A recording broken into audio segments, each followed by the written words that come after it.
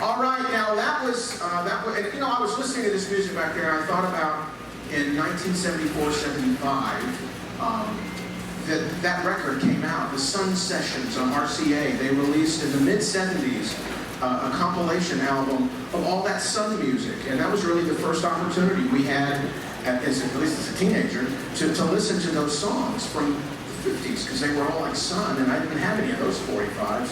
And that music was so alive. It was so different from what Elvis was doing in the 70s. If you listen to stuff that Elvis recorded in the 70s, he sounded sad in some ways, the songs that he was recording, because of what he was going through in his life. And this music was just so joyous. And that's what I felt tonight when I heard that. So let's hear it one more time for Emilio Santoro.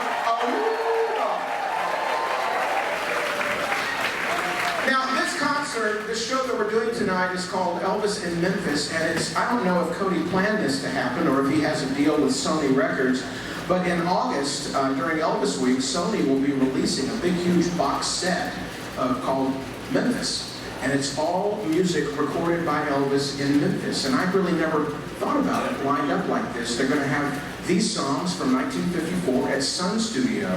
They're going to have the music that Elvis recorded at American Sound right there in 1969. You saw that last night with Ben Thompson.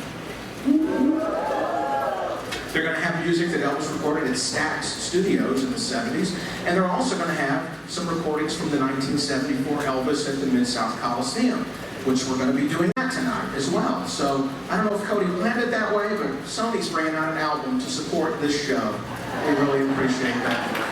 And I invite you, we're going to have a listening party during Elvis Week that I'll be hosting with some of the guys that worked on that at Graceland, so you want to come see that, and that'll be fun.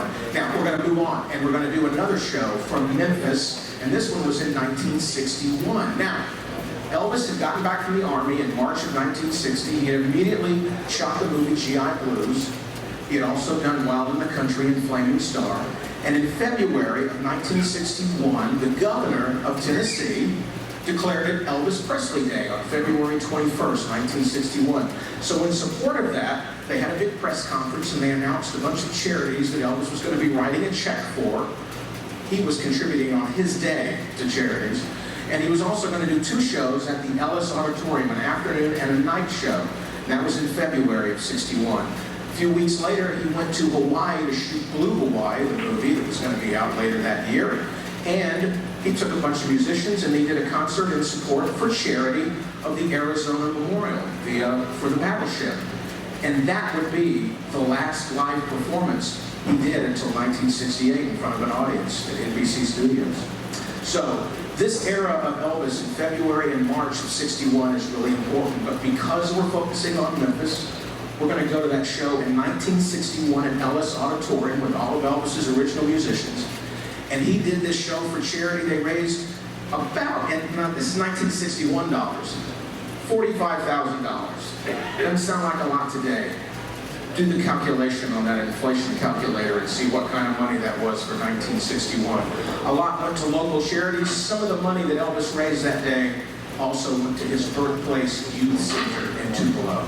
He wanted to build a building so kids in his old neighborhood had a place to hang out. And I got to benefit from that because I would go there and get ice cream at the Dairy Barn at the Elvis Presley Youth Center. And I played ping pong and I was pretty good too. There's a big picture of Elvis on the wall. I really got distracted by that. I wasn't very good for long.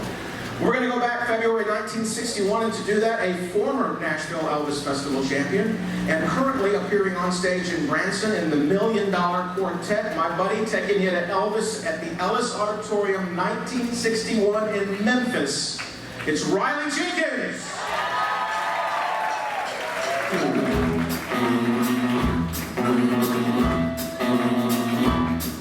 you.